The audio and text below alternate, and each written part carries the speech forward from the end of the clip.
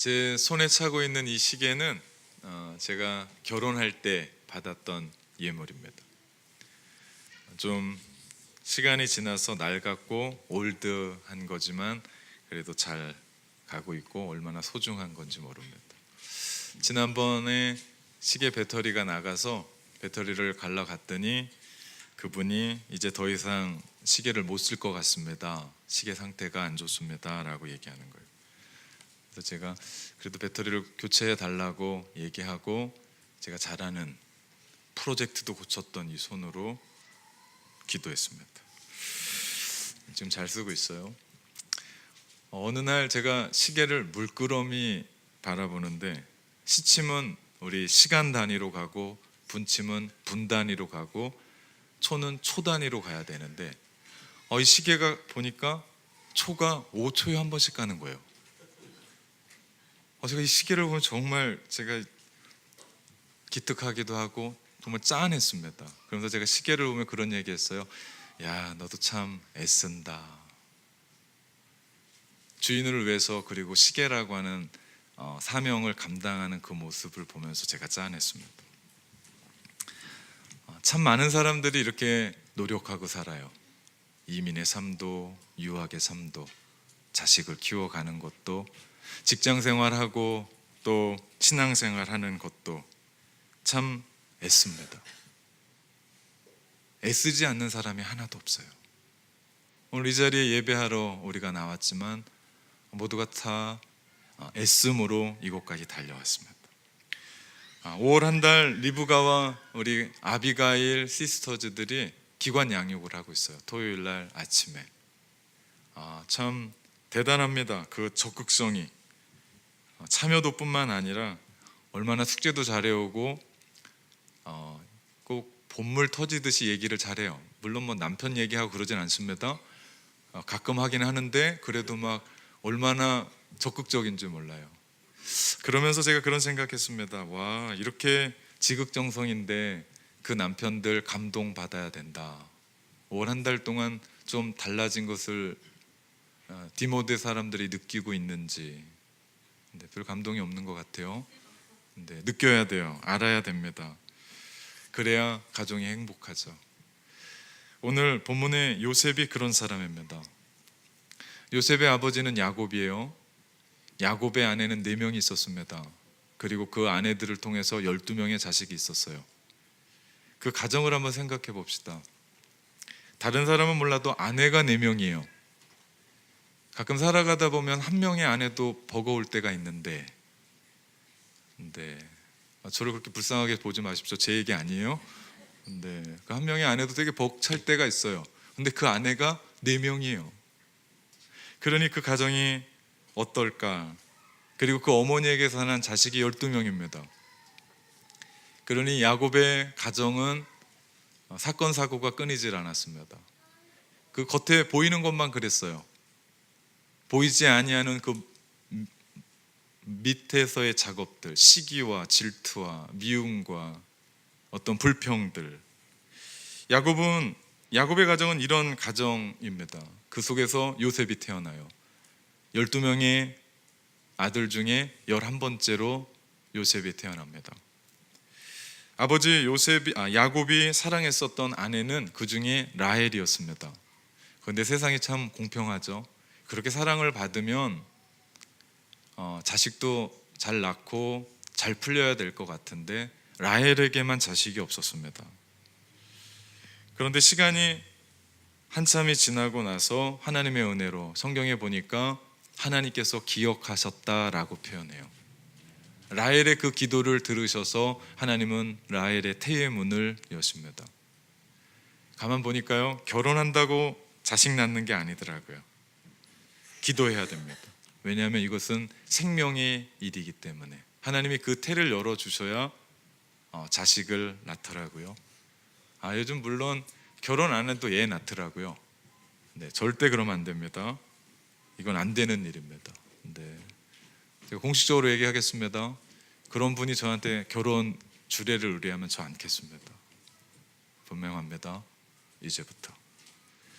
그렇게 낳은 자식이 요셉입니다. 요셉을 낳고 나서 라헬도 라헬이지만 아버지 야곱은 어땠을까요? 얼마나 기뻤는지 몰라요. 그리고 행복했습니다. 그리고 성경을 읽다 보면 이 아버지 야곱이 고향 땅으로 돌아가리라고 생각했었을 때가 요셉이 태어났을 때입니다. 그리고 그거 아십니까?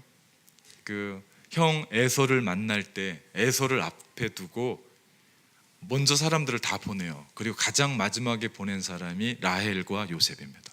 그리고 자기는 야복강을 건너지도 않아요. 그런 사람이 야곱이에요. 그만큼 사랑했습니다.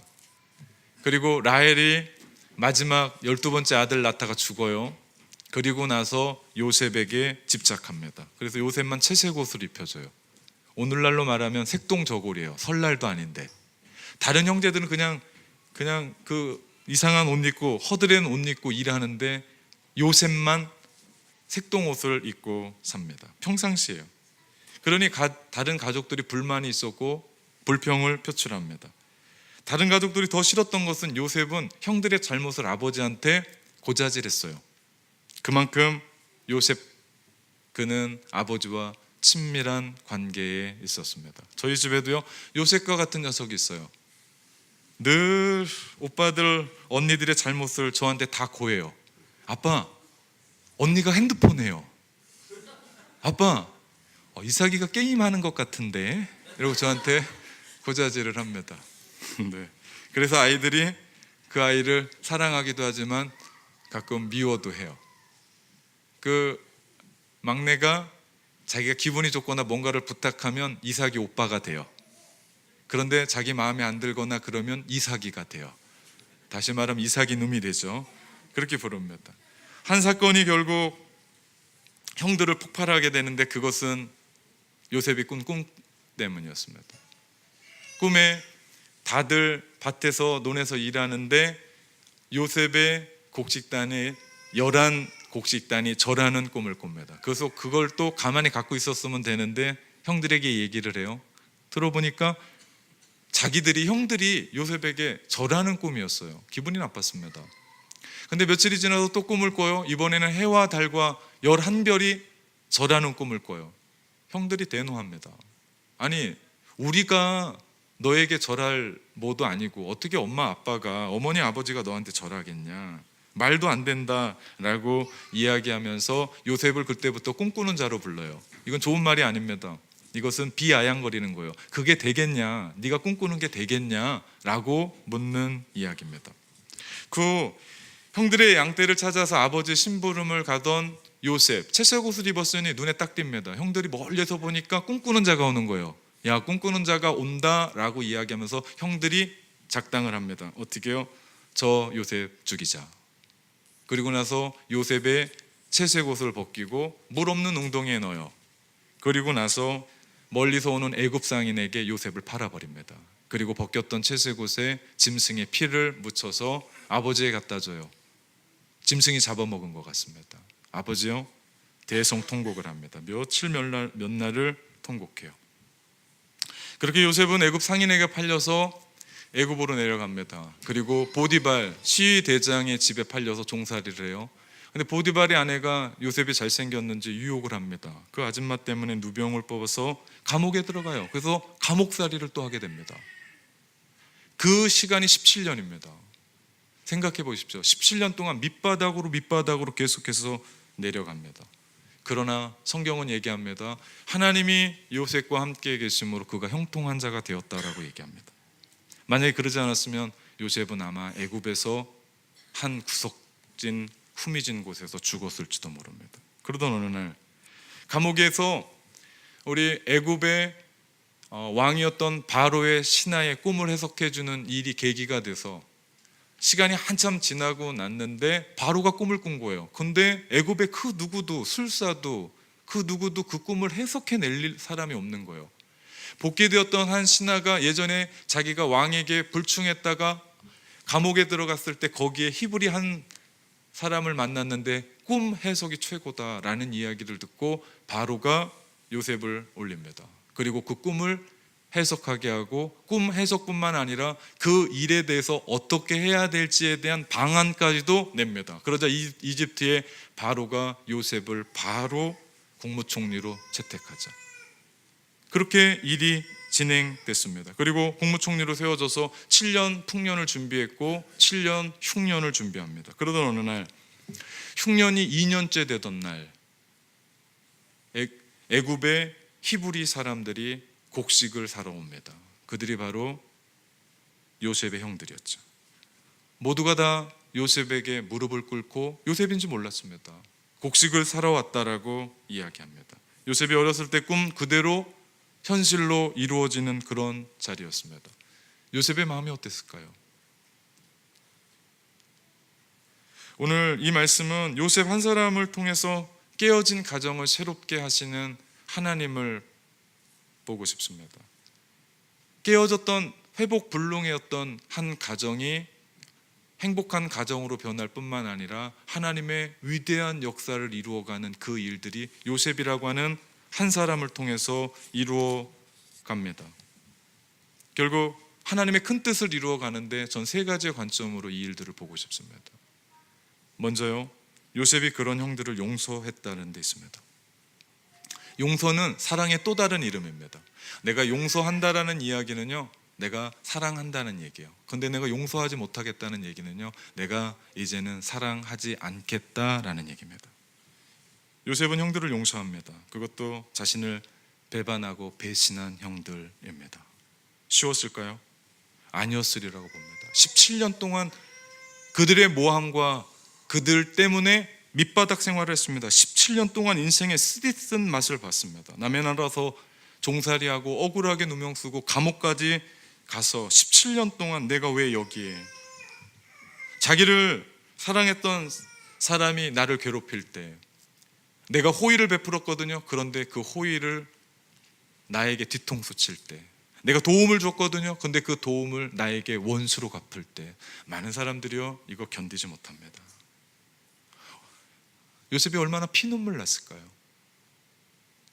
요셉이 그랬습니다. 이처럼 용서가 불가능할 때 사람들은 모두가 다 그것을 잊어버립니다. 깨끗하게. 그래서 마음에 안 들고 미워하고 있는 그 사람들 안 보면 된다라고 생각을 합니다. 요셉도 잊으려 했습니다. 그것을 알 수 있는 대목이요, 애굽 땅에 가서 결혼해서 자식 둘을 낳는데 첫째 아들이 므낫세예요. 그의 이름을 뜻이 잊어버린다라는 뜻입니다.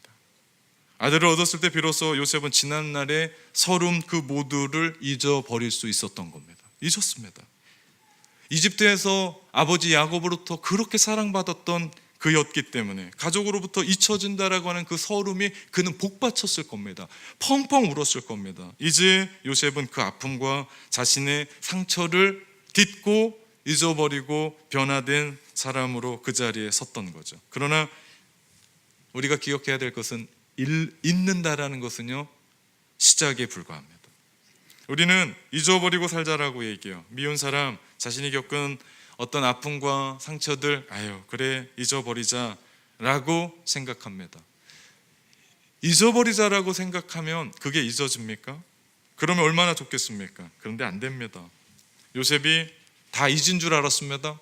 그렇게 자식 낳고 그 생활을 하고 있었습니다. 근데 이게 웬일입니까? 형들이 곡식 사러 온 그들을 볼 때 아직 잊혀지지가 않았던 겁니다.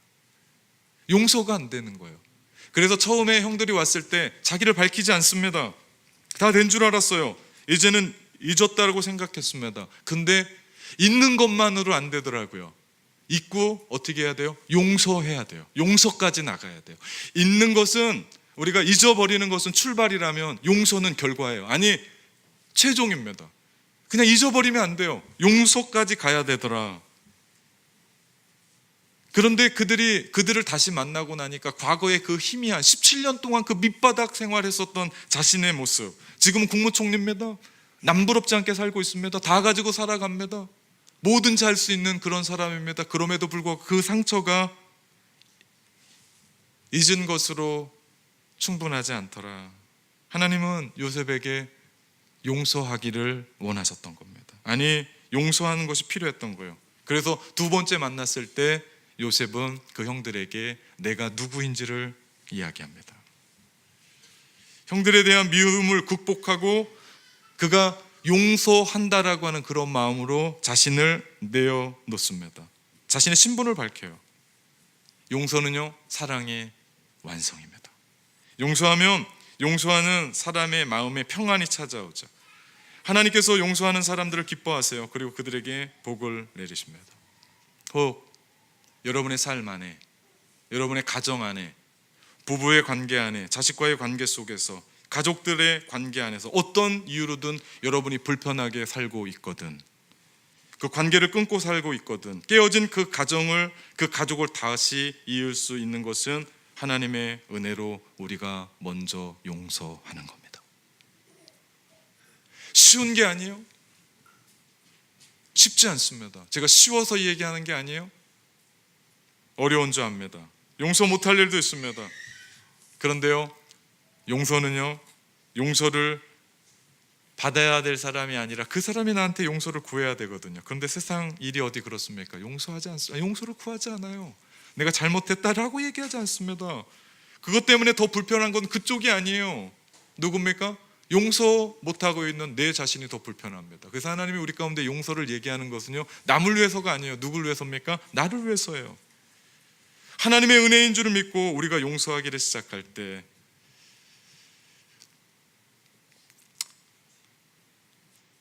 가정에 또 다른 일들이 일어나죠. 용서는요, 가족 간의 관계를 새롭게 합니다. 부모가 자식을 용서할 때, 형제가 형제를 용서할 때, 자식이 부모를 용서할 때. 이 얘기는 되게 이상한 얘기 같은데요, 제가 수련회나 이런 데 가면요, 같이 치유의 밤을 같이 하나님의 말씀 안에서 합니다. 그러면요, 부모한테 가장 큰 사랑을 받았음에도 불구하고 그 자녀들이 부모한테 가장 큰 상처를 받고 살아갑니다. 그래서 제가 둘째 날이든 마지막 날이든 부모에게 상처받은 사람들을 같이 일어나 보자 그러면 안 일어나는 사람이 없습니다. 다 일어나서 용서를 구합니다. 하나님. 혹시 이 자리에 저 때문에 마음이 아파하는 사람도 있을 겁니다. 용서하십시오. 목회자 때문에도 상처를 되게 많이 받더라고요. 말 하나 때문에. 저를 용서하십시오. 이 용서가 결국 가정을, 가족을, 모든 관계를 새롭게 해요. 용서 못할 큰 일도 있어요. 그럴 때 우리는요, 하나님 앞에 나가 예수 그리스도의 십자가의 은혜로 나를 용서했는데, 나를 용서해 주셨는데, 나 같은 존재도 용서받았는데 내가 누구를 용서하지 못하겠습니까? 우리 주님의 십자가 앞으로 나가야 됩니다. 그럴 때 관계가 회복되죠. 부부의 관계가 회복됩니다. 가정의 관계가 회복됩니다. 가족의 관계가 회복되며 그 안에 행복으로 거듭나게 될 줄 믿습니다. 용서합시다. 용서해야 됩니다. 두 번째로는요, 요셉은 하나님의 뜻을 먼저 깨달았습니다. 너무 중요한 것입니다. 대목이죠. 나의 뜻, 나의 방법이 아니라 요셉은 하나님의 방법, 하나님의 뜻을 깨달았습니다. 그렇게 살아가는 사람, 성경은 크리스천이라고 얘기하죠. 요셉이 어떻게 형들을 용서할 수 있었나? 그냥 용서해야겠다 이런 얘기가 아니었어요. 이런 것쯤이 아니었습니다. 그는 하나님의 뜻을 깨달았습니다. 그래서 요셉은 형들을 용서할 수 있었습니다. 그 깨달은 것이 무엇이냐? 나를 애굽으로 보낸 것은 형들이 나를 미워해서 죽이려고 팔아넘긴 게 아니라 하나님의 뜻이었다. 하나님이 나를 여기까지 보내셔서 그 가족을 살리고 민족을 살리고 하나님의 나라의 거대한 역사를 이루기 위해서 나를 보내셨다라고 하는 하나님의 뜻을 깨달았던 겁니다. 형들은 이집트의 총리가 요셉인 것을 보고 반가워하기보다는 두려웠습니다. 형들이 그 생각을 안 했을까요? 아무리 자식이 많았지만 12명이었지만 그 중에 하나 꼴 보기 싫고 미워하고 저거 없어지면 좋겠다 그래서 잔인한 방법으로 팔아버렸거든요. 분명히 그들은 그렇게 생각했을 겁니다. 애굽에서 살다가 비참하게 죽음을 맞이했을 거다. 그러면서 그들의 마음이 편했을까요? 편하지 않았을 겁니다. 무지 가슴이 아팠을 겁니다.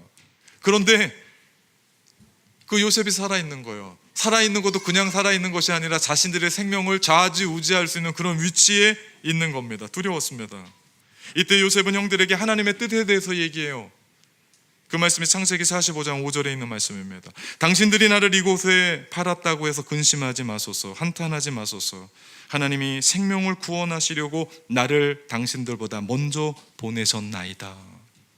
하나님의 뜻을 요셉은 깨달았던 거예요.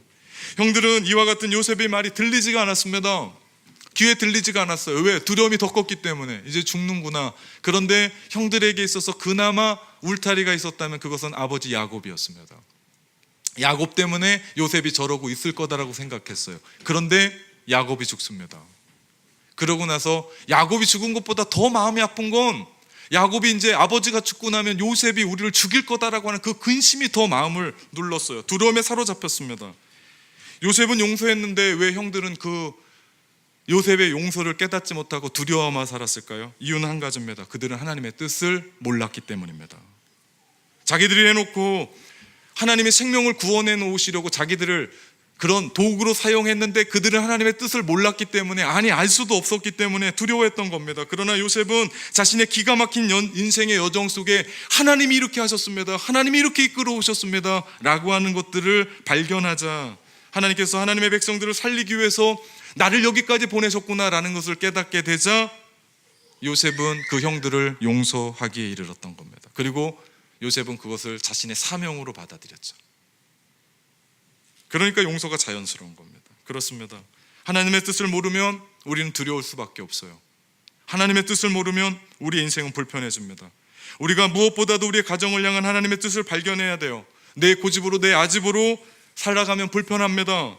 힘듭니다. 그리고 누가 알아주지도 않아요. 그러나 하나님의 뜻, 하나님의 사명에 우리가 눈을 뜰 때 우리의 인생은, 우리의 가정은 전혀 달라지죠. 자녀 키우는 건 전혀 달라집니다. 하나님의 뜻을 우리가 알게 되면 우리는 긍정의 사람이 돼요. 하나님의 뜻을 알게 되면 지금의 어려움과 위기들 아무것도 아니에요. 그냥 넘어갈 수 있어요. 그런데 하나님의 뜻을 모르면 불편해져요. 힘들어져요. 그래서 바울은 말합니다.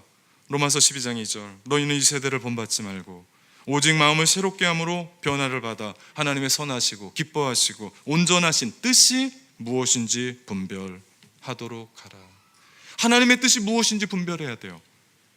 우리가 하나님을 기쁘시게 하는 삶을 살아갑니다. 모든 크리스천의 꿈이 있다면 우리의 삶을 통해 하나님이 기뻐하시고 하나님의 뜻이 이루어가기를 기대합니다. 그러면 우선돼야 될 것은요, 우리가 하나님의 뜻을 먼저 알아야 돼요. 이것을 발견한 사람은요 용서합니다. 이것을 발견한 사람은요 어떤 일이 있어도 내가 그 자리에 섭니다. 이것을 발견하는 사람은요 기쁘게 그 길을 걸어가요. 재밌어서 모든 것이 형통해서 아니에요. 어려울 때도 있어요. 아픔도 있어요. 눈물도 있어요. 그럼에도 불구하고 내 생각이 아니라 하나님의 뜻에 맡겨서 그 일들을 이루어가죠. 요셉은 하나님의 뜻을 깨달음으로 자신의 상처가 치유되는 것을 경험했습니다. 그리고 더 나아가 형들을 아낌없이 용서하고 그 깨어진 가정을 회복하기에 이릅니다. 뿐만 아니라 요셉은 자신이 이집트 생활에서 갖는 하나님의 큰 뜻을 깨닫고 큰 확신을 가지고 살아갑니다.